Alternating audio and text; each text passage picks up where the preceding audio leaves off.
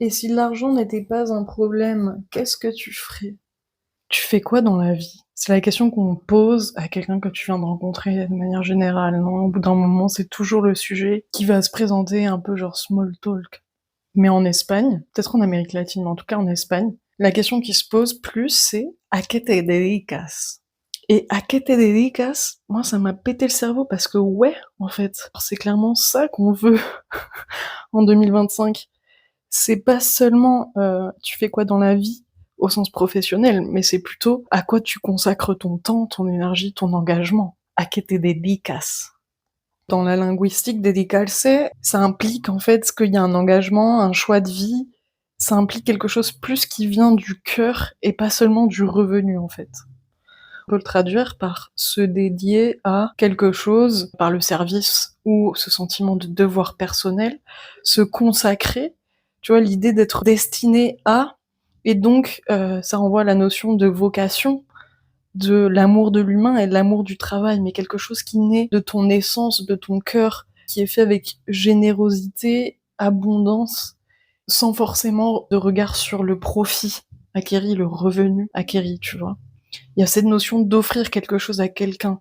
C'est comme une offrande, c'est vraiment quelque chose qui vient de toi, genre à quoi tu te dédies, avec quoi tu aimes passer ton temps, quel type d'activité, au-delà du taf en fait.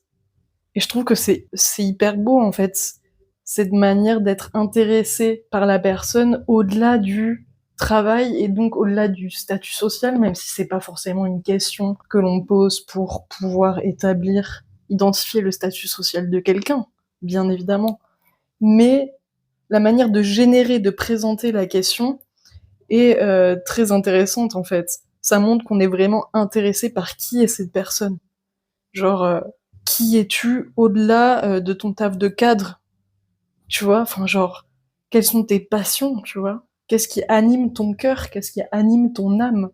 C'est le premier épisode de ce podcast, hein, d'ailleurs. Qu'est-ce qui anime ton âme? À quoi tu te dédies? À quoi tu consacres ton énergie durant ton temps libre, en fait? Quelle est ton ambition, ton inspiration? Donc cette formulation en espagnol, ¿a qué te dedicas? Est bien plus riche que son équivalent en français, tu vois. Ça me plaît cette idée parce que moi, dans mon parcours professionnel, effectivement, il y a des jobs pour lesquels j'ai été plutôt fière, et il y en a d'autres sur lesquels, bah, d'un point de vue social, c'est un peu random, ça n'a rien à voir avec qui je suis, et donc j'avais du mal à répondre à cette question en français, hein, ou même en espagnol. Il y a d'autres manières de demander comment tu taffes, tu vois. Mais ça inclut ces deux pôles, tu vois. Ça inclut le loisir, la passion et le professionnel, tu vois. On s'attend à deux types de réponses ou les deux combinés. Mais moi, quand on me posait cette question, j'avais envie, tu vois, d'inclure mes intérêts personnels, tu vois, parce que je suis quelqu'un au-delà de ce que je fais maintenant dans cette vie pour gagner mon pain, tu vois. Et quand j'étais présentée à cette question, à qui t'es dédicace, j'étais là, bah ouais, en fait, merci, tu vois, genre, merci. De toute façon, je t'aurais répondu le taf que je fais, enfin, ça aurait été plat, ça aurait été redondant, puisque je suis pas passionnée, j'aurais pas pu t'en parler plus que ça. Donc si la conversation, elle s'arrête à, tu dis ton métier, l'autre dit le sien, et point, bah, si les deux, ils aiment pas leur taf et qu'ils aiment pas en parler, tu vois, enfin, et qu'ils incluent pas d'autres notions de qu'est-ce que tu fais d'autre au-delà du taf que tu fais, cette idée de faire, tu vois, bah l'échange aurait pas été aussi riche que l'apport d'autres informations, tu vois. Et je suis tombée sur un site vachement intéressant qui parle des 7 modèles culturels, en fait, établis par un certain monsieur dont je ne pourrais redire ni retrouver le prénom actuellement, qui parle des dimensions culturelles dans, par exemple, une entreprise où il y a plusieurs cultures qui travaillent au sein d'un même bureau, par exemple. Il faut bien, au niveau RH, donc ressources humaines, il faut bien genre qu'il y ait un management beaucoup plus attentionné. Et donc du coup, enfin bref, je me suis un petit peu perdue dans ces modèles-là. Et il parle en fait de plusieurs dimensions, il y en a 7, qui caractérisent des cultures sur une échelle, tu vois. Et en fait, il y a une map interactive du monde, et en fait, tu peux voir les pourcentages de chaque pays en fonction de ces dimensions. C'est pas du tout l'objet de ce podcast, mais c'est vachement intéressant, Si tu rien compris là, genre c'est vraiment intéressant, si tu bien un peu, étudier les cultures et tout, de mettre un petit peu des mots sur, certaines expériences que t'as pu avoir à l'étranger. En tout cas, moi, celle que j'ai voulu, comparer du coup, c'était de la France vs l'Espagne, qui précise un petit peu plus le contexte sociologique, tu vois, de ces 2 pays-là, face du coup à cette question à laquelle tu dédicace, qui est plutôt vocation ou statut. Dans cette comparaison culturelle, en fait, le truc qui était assez intéressant, c'est que certes, ce sont 2 pays qui se touchent, donc les résultats sont pas énormément différents, mais en fait, si on prend la dimension spécifique vs diffus, donc le degré d'engagement, ça décrit jusqu'à où les relations personnelles et professionnelles s'entremêlent et à quel point on s'implique globalement dans un échange ou une interaction. Donc les cultures spécifiques, c'est celles qui ont un bas engagement, c'est les différentes sphères de vie, travail, vie personnelle, passion, qui sont clairement séparées. Donc les relations, elles sont compartimentées. On donne peu d'accès aux autres dimensions de soi lors des premiers contacts. En France, les relations, elles sont justement beaucoup plus en surface parce qu'ils donnaient un pourcentage de 71% sur cette échelle de dimensions spécifiques vs diffuses, et nous, on est clairement une culture spécifique avec bas engagement à une hauteur de 71%. Et l'Espagne, qui est une culture diffuse, donc avec un haut engagement, le pourcentage est de 18%, hein. Donc de 18 à 71, le pays voisin, t'as vu la différence, tu vois. Et donc ça parle du coup que les sphères, elles se chevauchent beaucoup plus, tu vois. On est beaucoup plus ouvert à partager plusieurs facettes de soi, beaucoup plus vite dans la rencontre avec quelqu'un, tu vois. Les relations professionnelles ou sociales, elles s'accompagnent plus souvent d'éléments personnels, tu vois. C'est plus émotionnel. Mais ça peut être aussi dans des relations avec des personnes, hein, pas que dans le cadre du travail. Un super exemple de cette proximité dans le cadre professionnel en Espagne, j'y ai vécu 3 ans et demi à Barcelone et j'ai bossé dans des boîtes espagnoles. Et là, notamment, c'était Havas Media pour des marques franco-espagnoles. En fait, j'ai été embauchée via caméra, en fait. Genre, ça a été un entretien en ligne. Déjà, c'était 2 nanas hyper alternatives, on va dire. L'une d'entre elles était excentrique, entre guillemets, dans le monde professionnel, parce qu'elle avait les cheveux rouges, etc. Genre, plein de piercings, enfin genre un look très prononcé pour lequel tu t'attends pas forcément, notamment quand c'est une grosse agence de marketing, de publicité, de com, en fait, tout simplement, multinationale. Et j'étais là en mode ok, hyper chill, les nanas genre direct en mode tutoiement, enfin genre c'était hyper j'avais l'impression que c'était mes potes en fait. Et c'était le jour avant que j'embauche, mais il y a moyen que ce soit le jour où j'ai embauché, je sais plus. Justement la meuf qui m'avait embauché, donc c'était pas la CEO du truc, hein, bien évidemment, elle devait avoir 4 ans de plus que moi, mais genre c'était ma chef en soi. Elle a fait une soirée chez elle avec notamment des collègues du taf. Et qu'est-ce qu'elle a fait? Elle m'a invitée. Et qu'est-ce que j'ai fait? J'y suis allée en fait. Genre, genre on a bu, c'était sympa. Donc après ils allaient en boîte, moi j'ai pas suivi, j'ai voulu faire. Déjà j'aime pas, enfin, genre j'avais pas envie, la flemme, genre avec des gens que je connais pas, non. Mais j'ai trouvé ça hyper sympa, hyper marrant, hyper what the fuck, hyper intéressant, et ça m'a permis de effectivement mettre un pied dans l'entreprise avec une expérience peut-être un petit peu plus différente et dans laquelle je me suis sentie un peu plus à l'aise et acceptée, notamment la personne que je suis avec mon look, mes piercings, mon excentricité, enfin bref. Donc voilà, enfin genre à qui était dédicace, tu vois. Et pourquoi je parle de ça en fait? Mais parce que c'est hyper important, genre on en a marre en fait de toujours s'intéresser au statut directement, tu vois. Le statut de base dans la société, ça a une importance. Même si t'es quelqu'un qui peut passer, enfin qui s'en fout de si quelqu'un a eu un diplôme ou etc., etc. Il y a plein dans le langage invisible, dans comment se déroule le monde et notre société particulièrement, si ce sont des critères importants, tu vois. Si on va pouvoir juger quelqu'un par rapport à son niveau d'études, par rapport à son travail, par rapport à, alors oui, bien sûr, il y a des petites expressions. Il n'y a pas de sous-métier, etc. Bien sûr, genre, je dis pas qu'une culture entière pense tous la même chose, c'est pas du tout ce que je dis.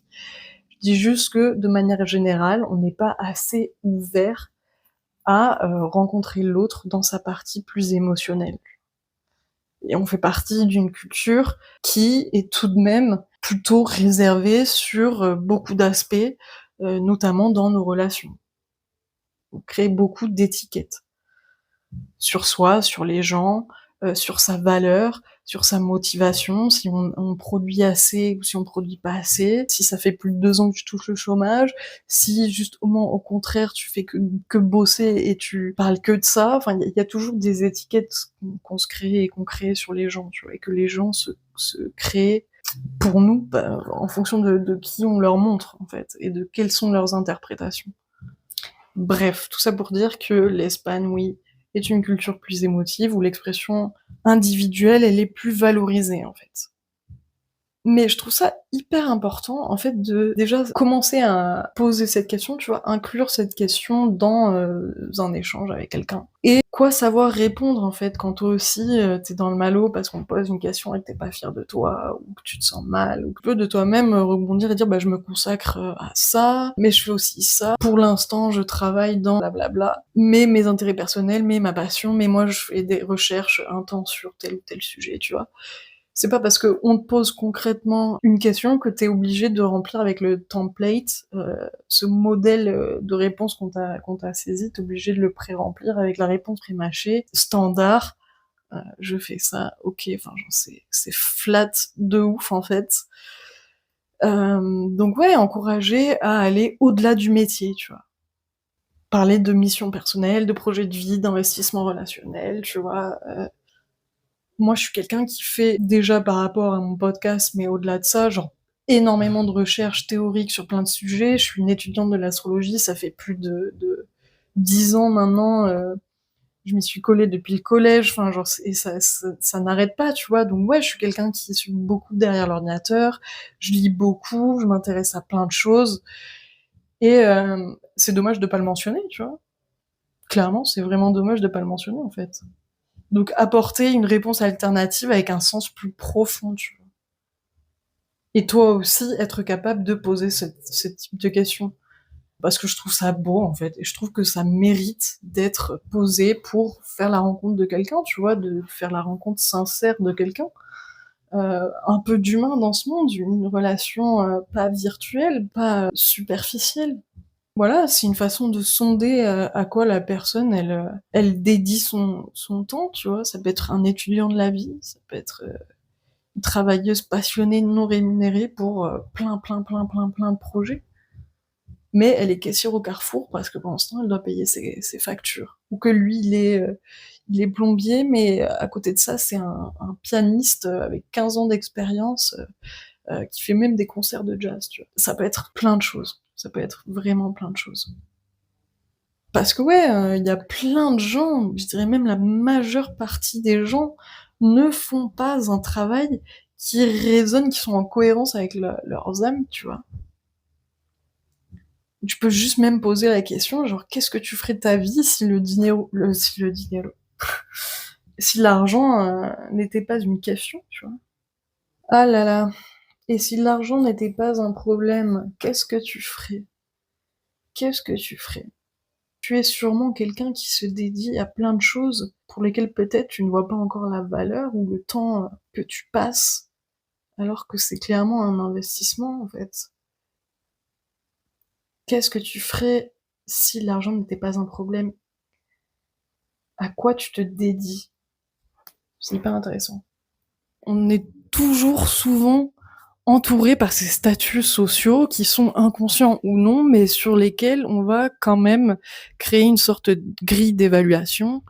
Hem et d'ailleurs, ça me renvoie un petit peu à l'épisode de podcast, choisir son partenaire ou choisir son image quand le regard des autres pilote ton couple. Cet épisode aussi est super intéressant parce que là, ça traite du sujet clairement avec, ton amoureux, ton amoureuse. Tu es chez une chip, tu plan cul et cetera et cetera. Ça marche aussi dans, le monde de l'intime et on peut avoir effectivement certains jugements alors que, c'est une personne qui nous est chère et proche, mais on a peut-être quelques petits triggers, quelques petites critiques, quelques petits jugements au sein d'une relation très intime. Je crois que c'était tout pour, ce petit podcast, hyper court, très bien. Et puis, on se retrouve prochainement avec un épisode sur le fait d'être cringe. Ça y est, On a tous peur d'être cringe, voilà. Sur ce, j'espère que vous vous êtes pas cassé les oreilles avec l'album de Sheldon que mon copain écoute fortement dans la cuisine en train de faire un riz au lait, et ouais, j'ai ce type de boyfriend. Mais voilà, je vous fais de gros bisous.